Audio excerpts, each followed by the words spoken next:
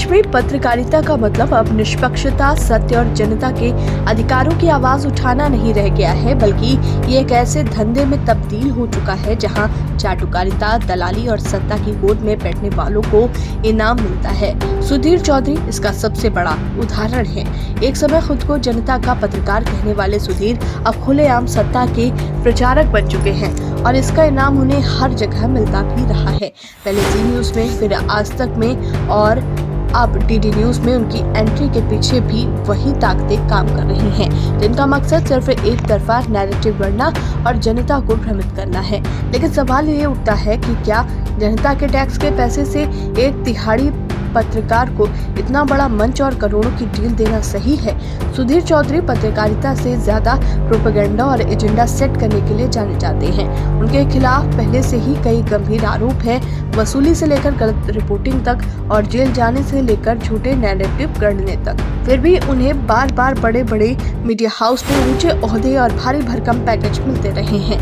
अब DD news ने उन्हें 2 घंटे का प्राइम टाइम स्लॉट देने का फैसला किया है, जिसमें वो न सिर्फ 1 घंटे तक खुद शो करेंगे, बल्कि बाकी 1 घंटे के कंटेंट पर भी उनका नियंत्रण होगा। यानी सरकारी न्यूज चैनल पूरी तरह से उनकी मर्जी से चलेगा। सबसे बड़ा सवाल ये उठता है कि सरकार सुधीर चौधरी पर इतना मेहरबान क्यों है? क्या ये सिर्फ एक पत्रकार की नियुक्ति है या फिर ये सरकारी प्रोपेगेंडा को अगले स्तर तक ले जाने की साजिश है? अगर सुधीर चौधरी को सरकार इतनी तरजीह दे रही है तो क्या इस बात का संकेत नहीं है कि प्रसार भारती पूरी तरह सरकार के हाथों का खिलौना बन चुका है? क्योंकि डीडी न्यूज को जनता के टैक्स के पैसों से चलाया जाता है और अब वही पैसा सत्ता के प्रिय पत्रकारों को उपहार स्वरूप दिया जा रहा है। सूत्रों के मुताबिक सुधीर चौधरी 14 करोड़ से 20 करोड़ रुपए के पैकेज पर काम करेंगे। हालांकि ये राशि सीधे प्रसार भारती के जरिए नहीं, बल्कि एक थर्ड पार्टी प्रोडक्शन कंपनी के जरिए दी जाएगी। मजे की बात यह है कि ये कंपनी भी इन्हीं की है। लेकिन असली सवाल यह है कि आखिरकार ये पैसा आएगा कहां से? जाहिर सी बात है कि जनता की गाड़ी कमाई से दिए गए टैक्स से। डीडी न्यूज के भीतर भी ये डील चर्चा का विषय बनी हुई है। कुछ कर्मचारी इसे एक मास्टर स्ट्रोक मान रही हैं, तो कुछ इसे सरकारी मीडिया के लिए खतरे की घंटी कह रही हैं। एक अधिकारी ने तंज कसते हुए कहा कि सुधीर के स्वागत में प्रसार भारती इतना बेसब्र है कि अगर वो एक कमरा भी मांगे तो पूरा फ्लोर खाली कर दिया जाएगा।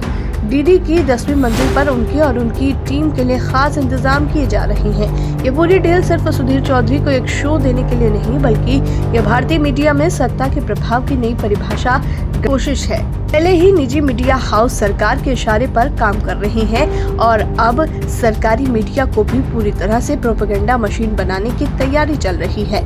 सुधीर चौधरी के नाम पर सरकार न केवल पत्रकारिता को मजाक बना रही है, बल्कि ये भी साबित कर रही है कि अगर आप सत्ता की चाटुकारिता करते हैं तो आपके लिए करोड़ों की डील, प्राइम टाइम स्लॉट और वीआईपी सुविधाएं तैयार रहती हैं। लेकिन सवाल यह है कि क्या जनता इस खुले खेल को नहीं समझ रही है?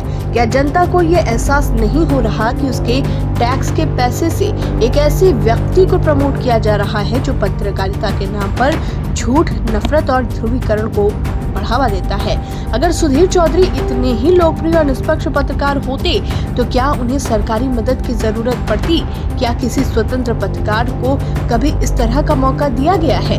ये मामला सिर्फ एक व्यक्ति की नियुक्ति का नहीं है, बल्कि ये इस बात का संकेत है कि देश में मीडिया का भविष्य किस दिशा में जा रहा है। सुधीर चौधरी जैसे लोग पत्रकारिता के लिए नहीं, बल्कि सत्ता के लिए काम कर रहे हैं और अब उनकी ये सेवा सरकारी खर्चे पर चलेगी। जनता को तय करना है कि क्या वो अपने टैक्स के पैसों को प्रोपेगेंडा का धन बनने देना चाहती है या फिर इस खेल का विरोध करना चाहती है।